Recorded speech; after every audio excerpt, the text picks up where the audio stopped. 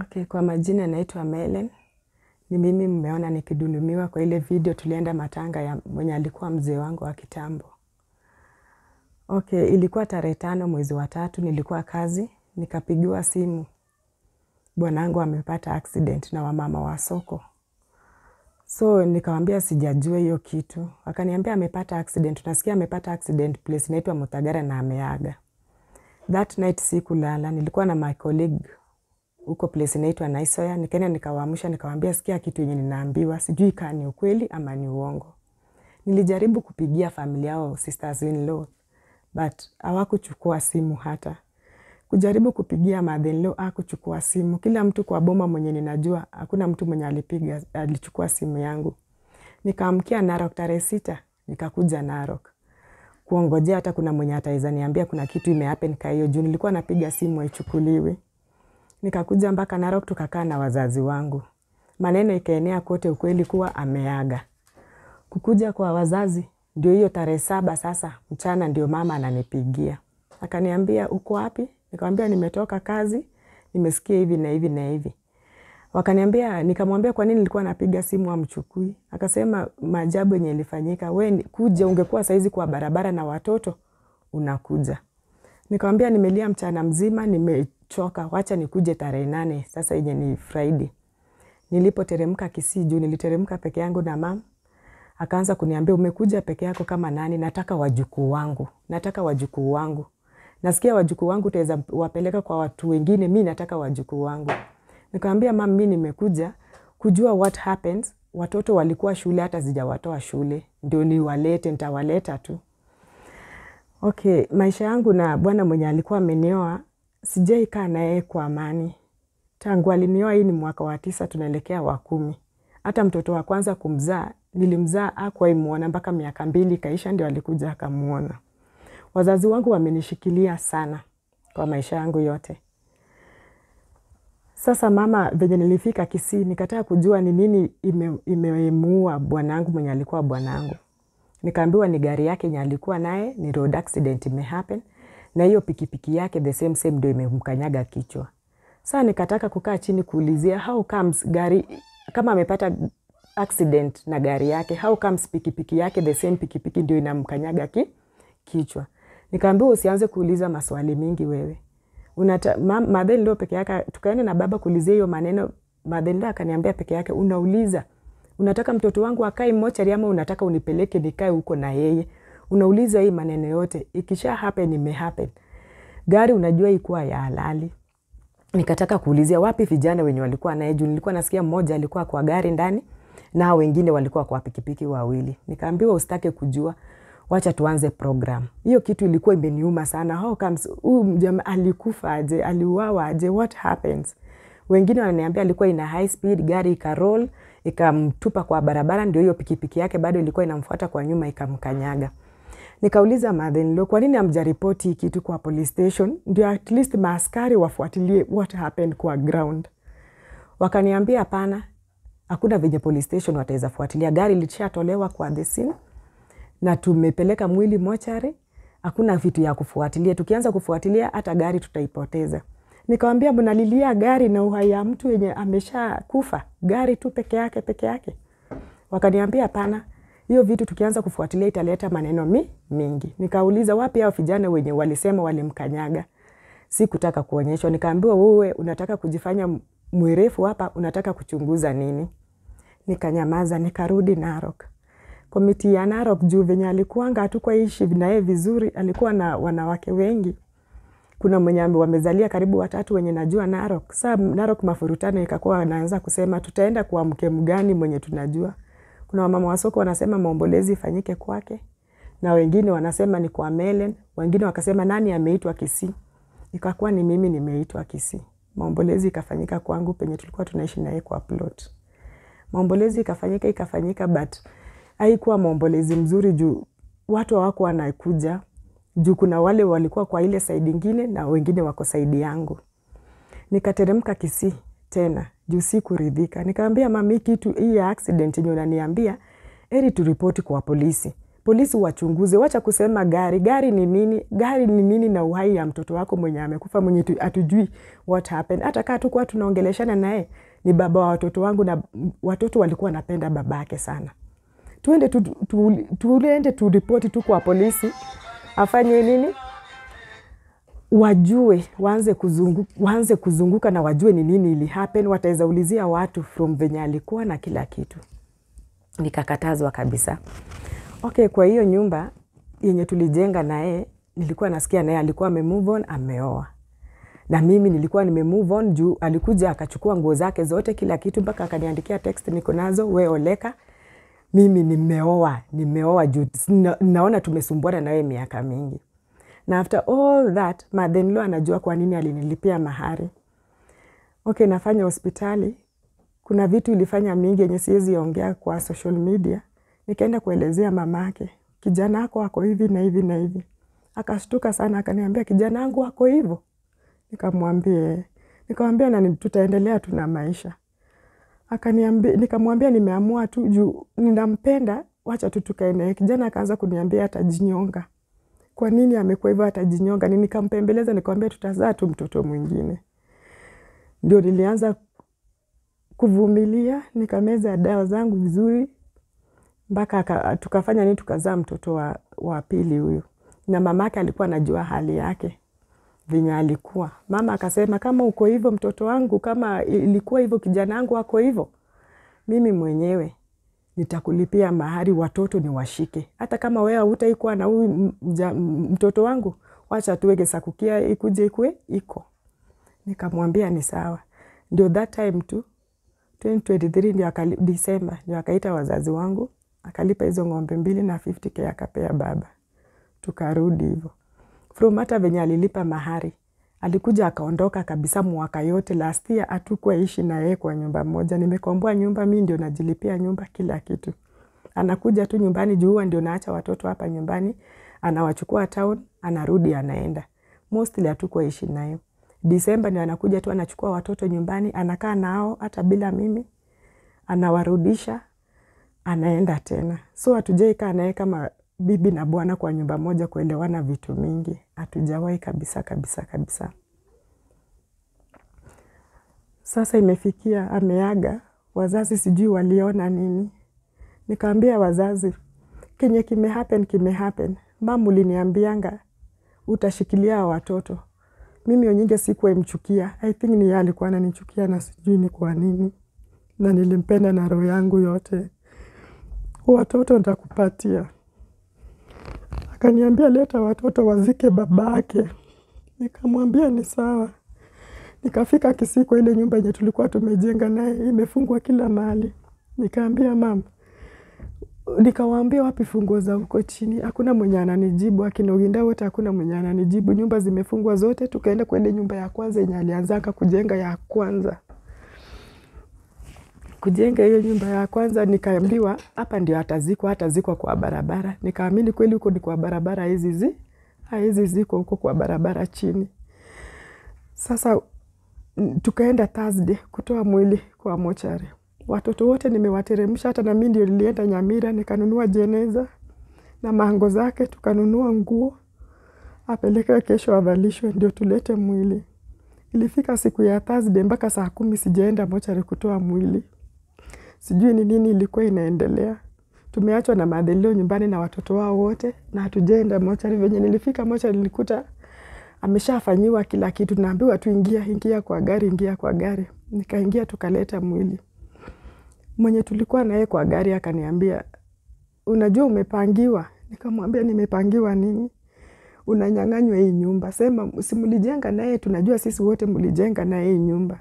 Sema mwili ingishwe kwa hii nyumba tu hata kani 20 minutes ndio umpeleke huko juu. Nikaenda nikaambia father-in-law, alikuwa amesimama kwa gate na wase fulani.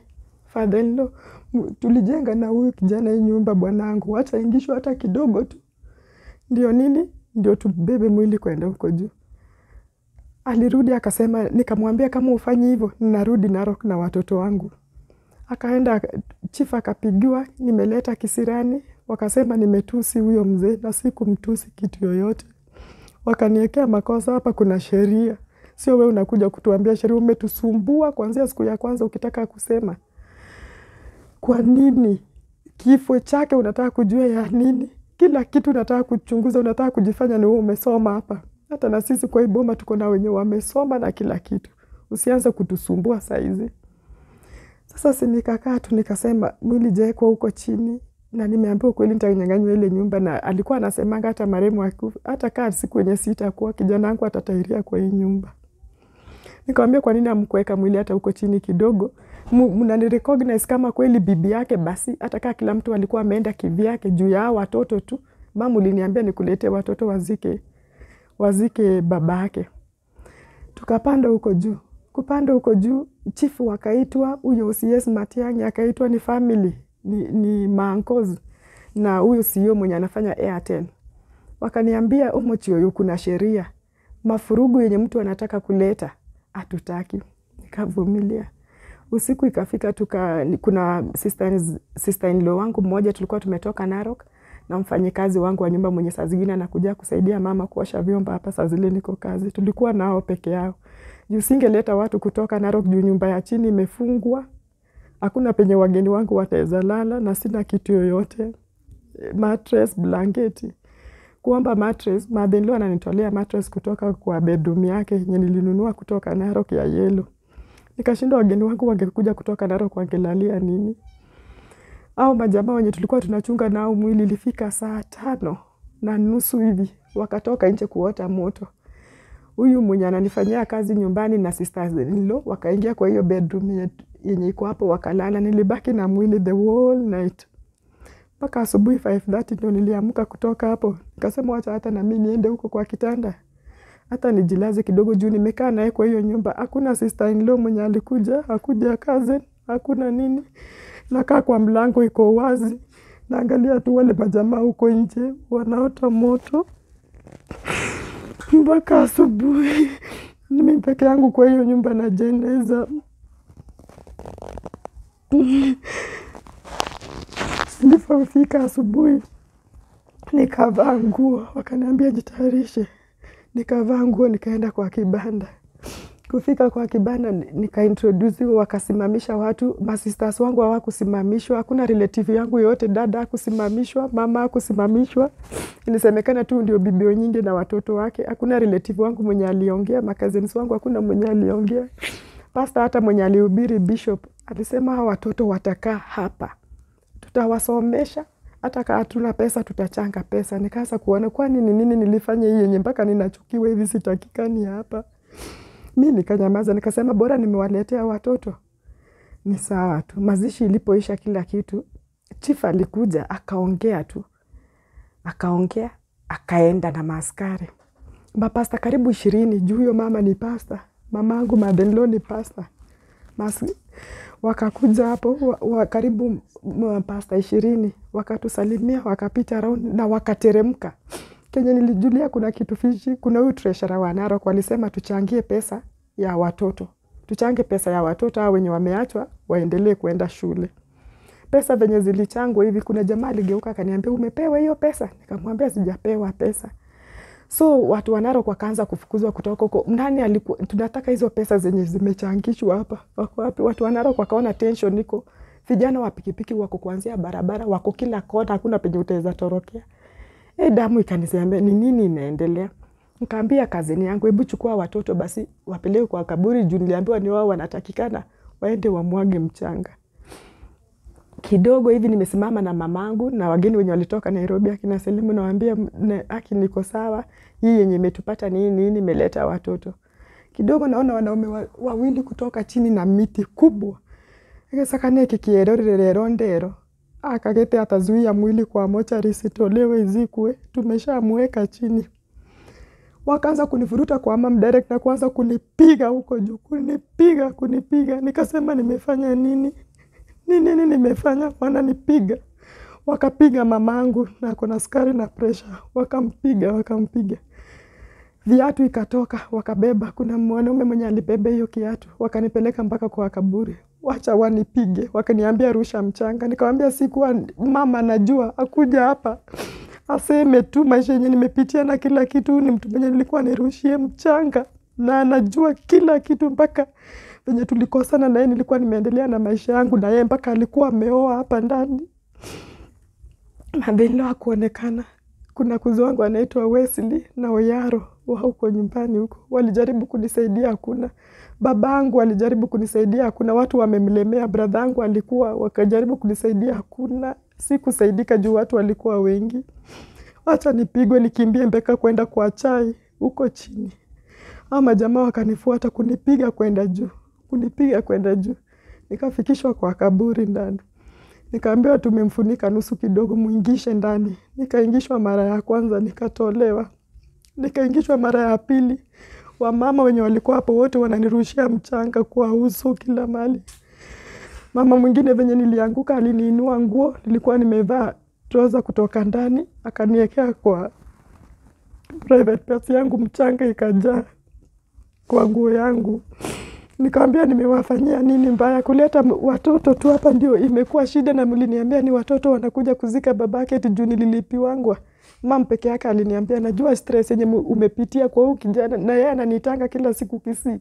Ameleta mtu mwingine kuja tumpige. Mpaka nikachoka, nikamwambia mama, sasa tutafanya hivyo mpaka lini? Analeta huyu leo, kesho huyu. Mimi nimechoka kwa hii miaka yote, hata na mimi wacha ni move on, nipate mtu mwingine hata mwenye hata nilelea watoto juu ananiachanga mwaka mzima bila kukuja. Na akikuja ananiambia mama nisamee, na msamee. Mama nisamee, na msamee juu ni baba watoto wangu. Sijui kwa nini ilifanyika hivyo, kuuliza tu kifo yake na kutaka kujua into details. Ndio imenileta shida yote. Juu niliambiwa leo tumemleta, hakuna venye ataweza zuia tena hii mwili kwa mochari. Kwenda kuulizia hata ID yake iko wapi. Juu nilikuwa nauliza chief ataweza kuwa anaandika aje burial permit na ni kitu ili happen kwa accident. I think hii kitu ingeandikiwa usi venye najua sheria ama kwingine. Si eti ni chief ataweza andika burial permit juu ilikuwa an accident. Na afanyiwe postmortem, hizo vitu iliko process. Nikaambiwa unataka mapolisi wakuwe involved. Hata sisi tuko na ma-OCS kwa ground. Wamemaliza hiyo maneno. Akaanza kuniambia, wacha labda ni wewe ulimuua, utarusha hii mchanga. Nikasema mimi sijamuua, hata hajakufia kwa mikono yangu. Leta Bible, mapasta walikuwa hapa ni hape mbele ya hii kaburi kuwa sijamuua. Wakasema, wape nini? Utaingia ndani, utaingia ndani hapa. Wakachukua viatu yangu wakazika. Wakachukua nikachivu wakazika. Wamama wakanitoa manywele, hizi refu wakakata. Tatu zimekatwa zikazikwa ndani ya kaburi. Ndio nikatolewa, nikaambiwa enda kabisa, usionekana hapa. Ninapigwa kwenda chini, nikienda lami viboko. Mpaka ndio nikapanda gari tukakuja hiyo Narok usiku. Tulikuwa kazini yangu wa venye aliona vita, aliepesha huyu kijana wangu mdogo. Akafika naye place inaitwa Mosopeti, hata hakuwa na simu, akatuongojea huko. Tukampita, ndio akachukua simu akapigia dada, akamwambia mmenipita na nimejificha na mtoto mwingine hapa. Penye mtoto wangu Chantel alibaki. Na mama alinipigia hata sijui ni nani, juu alikuwa ameninyang'anya simu. Tukafika hapa akapiga simu ya sister yangu akasema akimliacha mtoto nyuma amekulishwa mchanga ya kaburi. Akiambiwa kula hii mchanga na ukunywe maji. Chantel hata ukimuuliza saizi mtoto ako traumatized. Anasema nilikulishwa mchanga penye baba, sijui kwa nini walikuwa namweka hapo ndani, nikakulishwa hivyo mchanga. Sijui hata. Ningejua ingekuwa hivi singeenda. Lakini nilikuwa nawapelekea watoto juu kijana wangu hawezi kaa bila kuniona kila time. Anauliza mama kwa wapi? Nilikuwa nimekataa nisiende hiyo mazishi juu kila siku alikuwa anasema hata nikikufa msikuje mazishi yangu, kama Melen utanikataa, nikikufa usikuje mazishi yangu. Alikuwa ananiambianga hivyo. Sikujua iko hivyo. Mimi nilikuwa nimesha move on, nimepata mtu. Sasa sikujua kama itaendelea hivi. Na hata kijana wake alienda akaambia Mother-in-law, Melen nimeona amepata mtu mwingine. Sasa hapo ndio walianza labda mama kunichukia, jua je nichukia. Alikuwa ananiambia kila kitu yenye inaendelea, ameleta huyu leo, ameleta huyu leo, ameleta huyu leo. Labda kijana wake venye alienda akamwambia nimepata mtu mwingine, juu mpaka nilimwandikia text niko nazo. Unakujanga, unaenda miaka yote, unaniacha na watoto. Unakuja, unaenda miaka yote, unaniacha na watoto. Sasa mamake anasema sina wewe ulikuwa umeoleka. Kijana wangu naye akakuja akaoa. The fact remains that hata before atoke hapa Narok alikuwa ameoa tu. Mamake kile hata mkimuuliza ananipigia simu, kuja tufukuze mwenye yako. Majambazi wameletwa hapa wanakula pesa yake. Kuja tuwafukuze. Namwambia siwezi kuja. Kijana ndio ako na makosa. Ananiambia nimemuongelesha ameshindikana. Nikamwambia hata na mimi anisikiangi. Anisikiangi kabisa.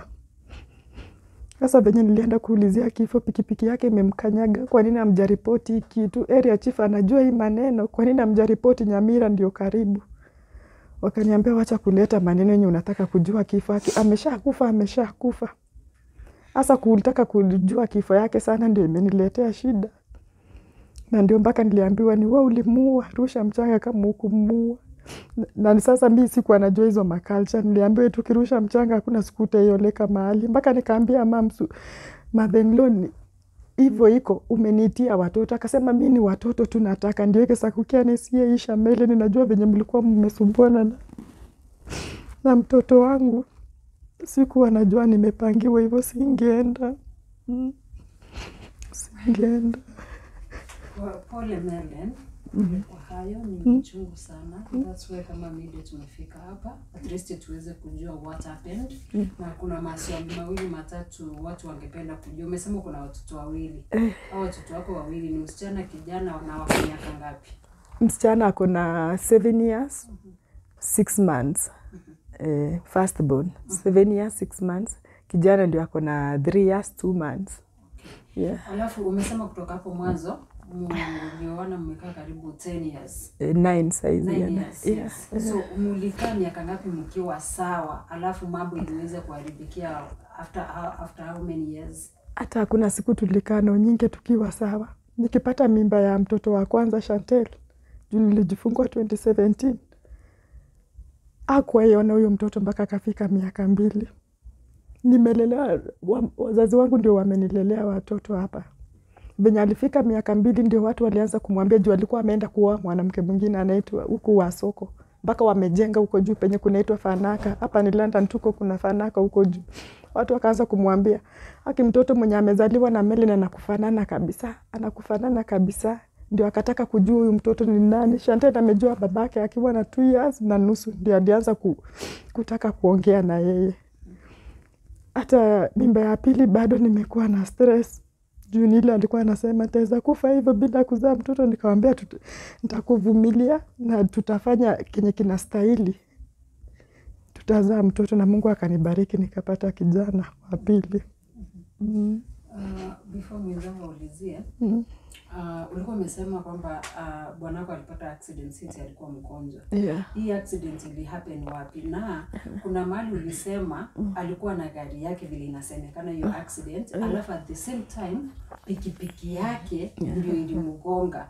Alafu kuna mahali ulisema gari si halali.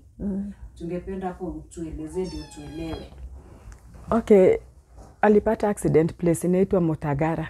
Ukielekea ukitoka Mosobeti kuna kasende kenye kinaitwa Motagara hapo. Nilienda the scene. Nikaona tu vio za gari venye ziko kwa nyasi hivi. Nikauliza hapa ndio alipata accident. Na kijana nasikia kuna kijana mmoja mwenye walikuwa naye hiyo gari ndani na amepelekwa hospitali. Nikauliza kama alipata accident hapa au kama mnaniambia alipatikana kwa lami tena. Juu mnasema miguu ya gari ilikuwa imeangalia juu. Huyu kijana alipatikana aje? Nikaambiwa kijana alipatikana yeye hajaumia sana akapelekwa, lakini ni kama gari venye ilianza kuroll ndio ilimtupa kuja kwa lami, ndio ile pikipiki yake ilikuwa inamfuata kutoka nyuma tena ikapita na yeye. Sasa nikauliza hao vijana wa pikipiki, hao wawili wenye walikuwa kwa hiyo pikipiki wako wapi? Nikaambiwa usianze kuuliza maneno mingi. Sasa nikataka kuuliza gari iko police station gari? Nikaambiwa hapana, gari haiko police station, tumeiweka mahali. So unajua hii gari haikuwa na document zote. Nikamwambia siku anajua juu mwenye alimuzia gari yes alikuja kuchukua gari hapa Narok. Mwenye alikuwa anamuzia sijui ni relative wake na ni askari. Venye aliuziwa hii gari nilikuwa Narok hapa. Akakuja nikamwambia umekuja kuchukua gari, amepigia huyo mtu umefika wapi Mayumayu? Umefika wapi? Gari ikakuja mpaka plot penye tulikuwa tunaishi. Gari ilifika saa 1 asubuhi tukiamka hivi. Nikamwambia umenunua hii gari. amekupea logbook, amekupea ni documents. Jamaa mwenyewe alikuwa na yeye akamsema, kwani unafuata maneno ya mwanamke, hebu kuja tuende Kisii. Sasa hiyo akashika bag akaenda Kisii. Immediately akaenda. Kidogo 1 week ananiambia, unajua nimejua kuendesha gari. Nikamwambia umejua kuendesha gari aje? Wiki moja umejua kuendesha gari aje? Eti nimefunzwa Metamaywa Masovet. Metamaywa Masovet nimeshika gari kuendesha. Nikamwambia ai, na ule jamaa mwenye alikuzia, ule ni relative kutoka home amenuzia hiyo gari. Mmefanya hata any agreement? Nikimuuliza kitu kama hiyo anakata simu. Alikuwa anakata simu. Nikasema nisishughulike mambo mingi. Wacha tu niachane hivyo. So ndio nilienda kuuliza wazazi, mna value gari sana kuliko uhai ya kijana yenu mwenye amekufa, mfiche gari kuliko uhai ya kijana yenu mwenye amekufa. Situjue into deep, hata kai kienda polisi sie irudi. Into deep ni nini kilifanyika kwa ground. I think wakaanza kusema nafuatilia mali ya huyu, why nafuatilia mali ya huyu kijana na amekufa. Why nafuatilia? Juu hata nilienda huko juu nikakuta vitu zote zimeshahamishwa kwa ile nyumba, juu nilizikuta huko juu. Mattress, manguo zake, kila kitu imehamishwa kutoka huko chini. Vitu zenye naangalia hivi ni zenye nilikuwa nazijua kwa ile nyumba yenye tulifungua mpaka tukafanya sherehe. Hizi vitu zinafanya nini hapa? Kuuliza maadili akaniambia, hizi vitu zimezileta hapa, watu sahii wameshajua huyu jamaa ameaga, wataenda wabomoe hiyo mji waibe vitu. Sikubebania hata tena. Juu nilijua yenyewe labda watu watajua hayuko tena waende waibe vitu. Sasa kitu yenye nilikuja kuona it's very fishy. Manguo za marehemu hata hajazikwa, sisters in law ndio wanavaa mashati. Nini mpaka inanipea traumatized tu nikiwa matanga, nasema, "Hai, kwa nini wanavaa mashati za marehemu na nini anavaa shati?" Mpaka hiyo kitu kanuma nikauliza, "Kwa nini mnavaa shati za nyingi?" Nasema tunavaa hivyo ndio tusifaint. Ndio tukivaa hiyo tusifaint. Nikamwambia mngeongojea kwanza hata azikwe ndio mwanze kuvaa hizi shati zake. Juu zinanikumbusha tu ni zile nilikuwa nafua nini. Nikasema kama wanavaa hivi wasifaint ni sawa. Nguo zote zimetolewa zile mzuri, nimebaki tu na bag mzee hapo yenye niliona yenye zile nguo zenye alikuwa anaenda nazo shamba. Na watazamaji hapo na nyinyi tutawaachia hili swala because wameelezea, Mary ameelezea kwamba alipata accident na alikuwa na gari yake, at the same time pikipiki yake walikuwa wanamfuata. Kumfuata walikuwa wanamfuatia nini? Unaona? So hapo hata sisi watazamaji na Melen hata yeye amebaki kama ajui ni nini inaendelea. So maybe there is something fishy yenye ambayo atufanye nini hatujaweza kujua. Na vile story Meren ameelezea, umesikia tu vizuri sana. Hiyo ndio alienda kufuatilia, ikaleta shida, akaambiwa anafuatilia mali, alafu akiulizia hiyo gari iko police station gani aelezewi.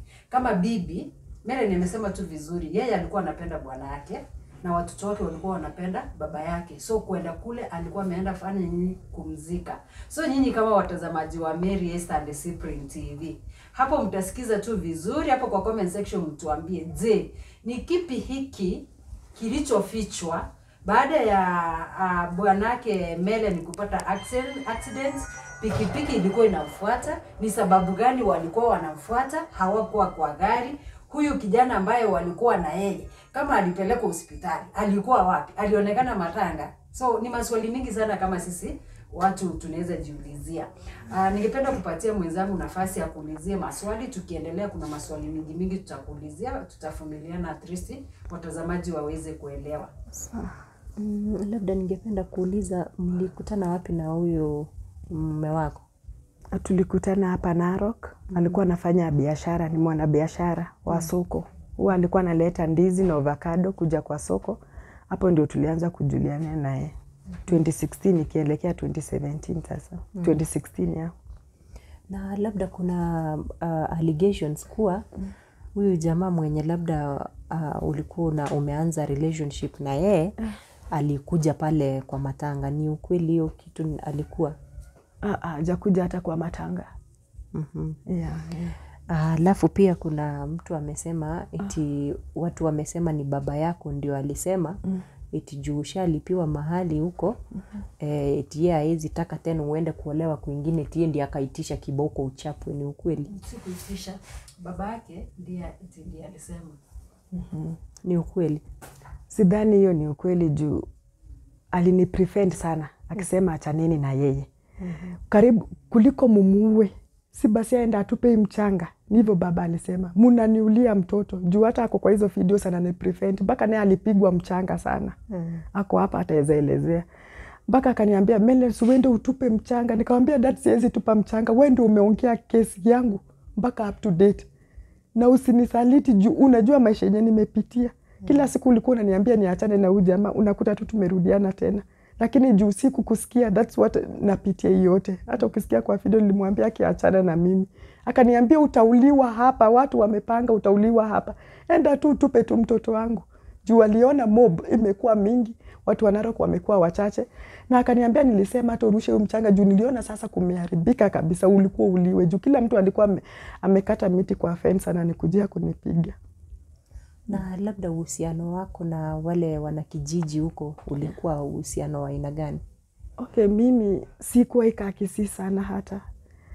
Shule ikifungwa ndio wanapeleka watoto. Hata watoto ndio wanajulikana huko sana kuniliko.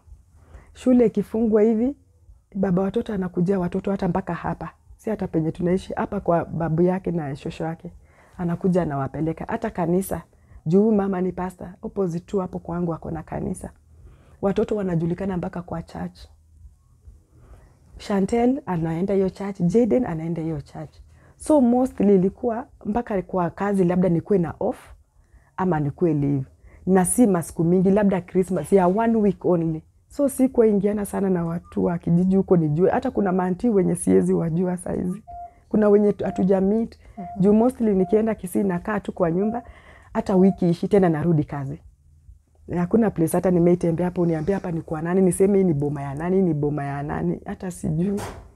Na labda umesema kanisa ya huyo mother-in-law iko hapa karibu. Ya opposite tu na kwangu, barabara tu ndio imegawanyisha lami. So inamaanisha mother-in-law pia anaishi hapa ama unasema opposite kwako huko Kisii? Opposite kwangu huko Kisii. Ni kanisa gani hiyo? Sijui venye inaitwa but ni opposite tu. Hapa penye tulikuwa tumejenga na bwanangu tu ni lami imegawanyisha. Chini tu kiangalia kuna kanisa yenye iko hapo. Yeah. Unaposikiza zile video za kwanza kuna wamama wanasema mamake yeye ndiye amemwambia asirushe mchanga. Wewe ulikuwa umeongea na mamako, mawaidha ya mamako yalikuwa yapi wakati kutoka hapa ukienda Kisii ama mkiwa kule? Mimi niliongea na mama, nikamwambia mother-in-law ananipigia simu, anasema tu ni watoto anataka wazike babake. Mama kaniambia, Melen, tangu kitambo kwa nini mama hakupendi? Ni watoto tu anataka waende warushe mchanga. Nikamwambie, akaniambia sawa. Hata na wewe ulikuwa umemove on na maisha. Basi enda peleka watoto juu Jaden na hizi kaa bila kukuona. Ndio hata akanasumbua, hizi kaa bila kukuona. Enda upeleke watoto urushe mchanga. Umeamua aje? Nikamwambia mimi mama nimeamua. Siwezi enda kurusha mchanga. Juu tulikuwa tumeachana na yeye mpaka kwa message ameniambia enda uoleke. Unaona? Na yeye bado alikuwa ameoa. Na mimi bado nimemove na maisha yangu mbele tu. Nikamwambia mama siwezi fanya hivyo. Kitu yenye nitafanya nitapelekea mother-in-law juu analilia watoto peke yake. Nitampelekea watoto wazike babake na siwezi wanyang'anya watoto. That's what I told them. Hata tukiwa kwa hiyo mikutano yote nilikuwa napanga nasema veni mamangu siwezi kunyang'anya watoto. Juu ulikuwa umezoeana na wao sana. Shule kifungwa nilimwambia mpaka mark my words mbele yao wazee wataweza nitetea. Nilisema watoto nao nitakuwa nakuletea mpaka hapa. Hata kama mwenye alikuwa na waprofidia yuko nitang'ang'ananga na nunua ka shopping, mnakuja hata mnakaa mwezi na wao. Nilimhakikishia siwezi wanyang'anya watoto. Juu nilikuwa napigiwa simu wako na hofu utaweza enda kwingine na hao watoto. Nikamwambia veni siwezi enda na hao watoto mahali. Hata Chantel peke yake sio mtu mwenye utaweza peleka nyumba ya mtu mwingine. Kama sio huko kwao Kisii na hapa, hawezi kaa. Hata wewe nikupea watoto, huwezi kaa nao. Ni wale tu wapi dad, wapi mama. Bila mimi kuniona ama mtu mwenye anajua hizi lala kwa hiyo nyumba. Yes. So tuseme wazazi wako already ulikuwa umewaelezea. Nilikuwa nimewaelezea. Ukirusha mchanga yale mambo ambayo utapatana nayo. Utapatana. Already ulikuwa prepared. Yeah, nilikuwa prepared. Na ulikuwa umeconfirm from the mother-in-law kwamba ako sure yeye anataka watoto. Watoto peke yake. Ulikuwa prepared like bwana alishaoa na mimi nimemove on na mtu mwingine. That's why siendi kurusha mchanga. Yes. So ulikuwa prepared. Nilikuwa prepared. So venye hiyo siku matanga imeisha ndio anasema ege sakani kinge ikere watu wanapana kutoka juu. Hata nilidhani kuna mtu mwingine anaongeleshwa ikisakane kingeke ya tote sire wiki ngimege kwenye koboria mangana leo ndio leo, hakuna venye ataweza rudisha mwili mochari. Mimi nilistukia nimegongwa hapa, kofi ya nyuma, nimeanza kupigwa. Nilipigwa kwanza kwa kibanda hata before nifikishwe kwa kaburi. Nilipigwa sana, kupigwa. Naye mama anapigwa na miti, analia, anasema mtoto wangu amefanya nini? Na tulileta watoto wenye mlikuwa mnasema mnataka tu watoto. Sikujua yote itanipata. Na ni pengine nikuulizie wewe kwa mtazamo wako unapoangalia the whole scenario that happened. I think you meant video. Yeah. Why do you think wanafikiria kwamba wewe ndio uliua bwana? Sijui, sielewi, ndio nataka serikali ingililie katikati. Hata kama tulikuwa tumekosana ama nini, siwezi fikia kufanya hivyo mtu baba watoto wangu. Na hiyo kitu ijafanyika Narok, imefanyika Kisii. Na that time mpaka place yenye nilikuwa itaweza julikana juu simu ziko na sahi technology iko, mtu ataweza julikana ni nini kilifanyika. Sielewi why walifanya hivyo. It was just a family thing. Juu waliniambia kama Onyinga amekufa sasa hakuna penye utapeleka watoto. Utabaki kwa hii mji sasa. Ni kitu yenye imepangwa wiki mzima. Kwenda kuulizia the cause of the accident ndio imeniletea shida. Everything kutaka kuuliza ile boma tulijenga naye nyumba, kwa nini vitu zimehamishwa, ikaanza kusemekana anafuata hata property nini. So vitu mingi imechangia, anataka aje before hata bwana wake tumzike, anataka aje kuchunguza kifo ya huyu mtu sana. Nikamwambia ili polisi wangekuwa na hii kitu, labda ukweli tungepata kidogo juu, labda wangeenda kushika 1 2 3 watu nini waliona. Yes, so the family were against me sana. Na kijana wao venye alienda kuwaambia Melen venye ame move on, I think madhili akapata that bitterness sana kwa roho yake. That's what I think. Maango wote, kuna before mwili ikaletwa, nikawaambia siwezi zika huyu bwana just because kifungo za huko chini sina, za nyumba zote mmefunga kuanzia gate kila mahali. Nikitaka kuuliza mpaka what the cause of the accident, hakuna mwenye amenipea mpaka saizi. Sijazuilia mwili pale popote mwenye mlikuwa mnadhania nitaweza zuia. Nimewaomba ID ndio niende nichukue parole permit basi ama nini, nione kama issued to who na stahili kuwa issued to. Juu ya watoto wangu. Juu nilikuwa najua after all watoto hakuna penye wataenda, watabaki tu wa ile mji. Unaelewa? Kuulizia yoyote ndio kisanga sasa ilitokea. Ndio huyo mwenye anaitwa Matiang'i, uncle wake OCS sijui wapi ndio alikuja.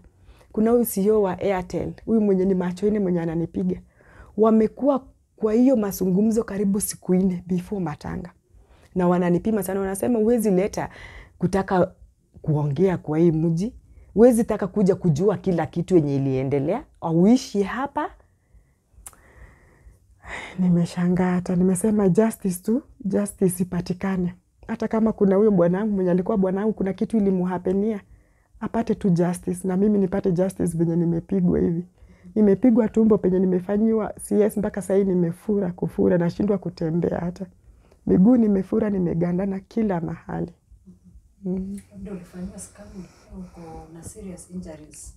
Wameniambia je nilifanyiwa ma x-ray nilipigwa kifua akaniambia niliumizika lakini si sana ikuingia ndani. Ndio nimepewa madawa nikadungwa mashindano jana, nilidischargewa usiku jana. Lakini wakaniambia leo nipumzike the whole day niende for the check up hapa sasa venye nilikanyago kidonda. Asubuhi tukiongea masaa ingine wakati tuliongea ulikuwa umeniambia pia mama alikuwa amechapwa. Ningependa pia uguzie hilo jambo watu pia waweze kusikia. Mamako pia aliingililia mpaka na yeye akaanza kuchapwa. Pia babako nimesikia ukisema kwamba alirushiwa mchanga pale akiwa kwa kaburi. Tungependa uliongelelea ndio watu waweze kuelewa kwa kina. Okay, mama penye ameingililia penye matanga ilisha tukaombewa as a family. Watoto niliambia kazini yangu mwenye ako Sara, anaitwa Sara, peleka watoto basi, ndio niliitishwa watoto. Tukabaki na mama. Tumesimama na watu wa Narok wengine wachache. Na huyu demu mwenye ametoka Nairobi. Akaniambia Mele naki kenye kimehappen. Na venye Chantel alikuwa anapendanga babake. Nikamwambia hata kitu yenye niko na challenge achana na haka kakijana kadogo. Mtu mwenye ako na stress ni Chantel. Tunaendelea kuongea tu na friends. Kidogo tu nikasikia gisaka niki ng'aikire utawalire umuchi uyu na ndatete gwikora nero utete kumanya kiri gintu na ningikie itutumu onyinge ng'ayare kaona mjama macho ini nini anakuja akaanza kunipiga. Saa mama imetokea ile anasema mnauliza nini msichana wangu, na yeye anaanza kupigwa kutoka hapo juu. Alipigwa kofi, nikiangalia hivi nikigeuka hivi madha alipigwa kofi, na kuna jamaa mwingine ameinua hivi mti kumpiga. Mama mwingine akaishika kutoka nyuma akamwambia Gai, unapiga huyu mama mwenye ni mgonjwa sukari na pressure, unampigia nini? Kutetea tu mtoto wake mnampigia nini Melen? Sasa ndio nilipelekwa chini nikiendelea kupigwa. Nasikia madhe naye alipigwa akiendelea kuambiwa fuata njia uende kwenda kwa lami. Akapigwa kwenda kwa lami mpaka chini. Na dad sasa venye alinitoa kwa chai chini, alisema Melen, nenda urushe mchanga juu utauliwa hapa. Si uende urushe mtoto wangu. Nikamwambia heri nikufe juu wameshaniweka kwa kaburi mara ya pili, ndio wanaenda kunirusha mara ya 3 kuliko nirushie mtu mchanga mwenye hakuwa nithamini kama bibi yake. Baba saa zile ananitoa hivi juu, hata video zinaonyesha akinitoa hivi kwa kaburi anarushiwa mchanga na yeye. Kitu kabisa nilishtuka kenye ni mpaka saa hii silali.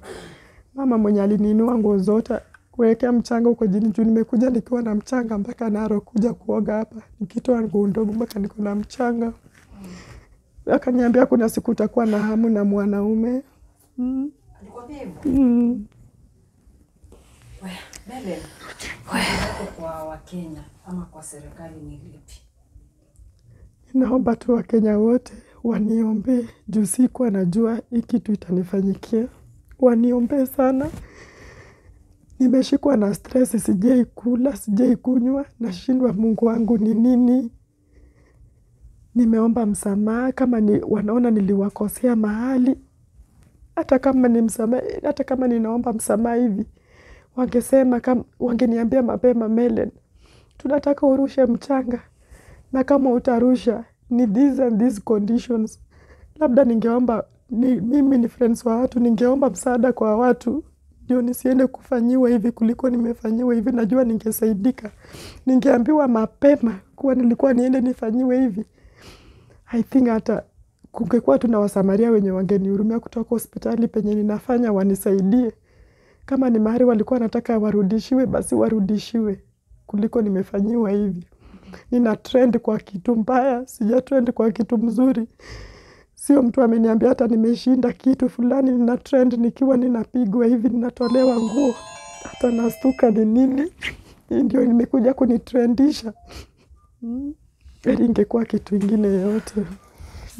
Pengine swali la mwisho Melen, kuna baba yako hapa na mama yako, haya mambo yamehappen kwa mila na desturi. Pengine kuna watu wa kanisa wamekuja wamekuongelesha ama wazazi wako wamekukarisha wakakuongelesha wakakwambia kwa kimila inamaanisha nini, na kwa kimila sasa tukitaka hiyo mambo kuna ile bako osansorana ki omsera kiyeko sansora ameana sasa. Yes, hiyo vitu ndio unaona kama hiyo umesema kuna mwenye alikuongelesha vibaya juu ya nguo ya mzee, hizo vitu. Pengine kuna watu wamejaribu kukukarisha wakwambia namna yenye utafuata ndio hizo vitu sizienda kukufuata kukalisha. For today hakuna mwenye amekuja, ni wa mom. My friends wamekuja wakaniambia wataleta mapasta kesho waniombe na hakuna kitu itafanyika kwa maisha yangu. Nitulie, nitalea watoto wangu vizuri. Na hiyo tu ilikuwa mapito. Na wakaniambia Mungu atajibu. Tu wameniongelesha wakaniambia achia Mungu kila kitu ndio ako na majibu. Hakuna mwanadamu mwenye ataweza suluhisha hii, Mungu peke yake. Na niombe sana Mungu tu atanipea majibu. Ni hivyo tu nimeongeleshwa. Thank you so much Melen. Hata mimi ningependa kukuambia, wanasema unajua in your mind ukisema Satan atashinda, definitely atashinda. Yeah. Wewe unajua kutoka mwelezea au kukosea mtu yoyote na hujawahi kosea.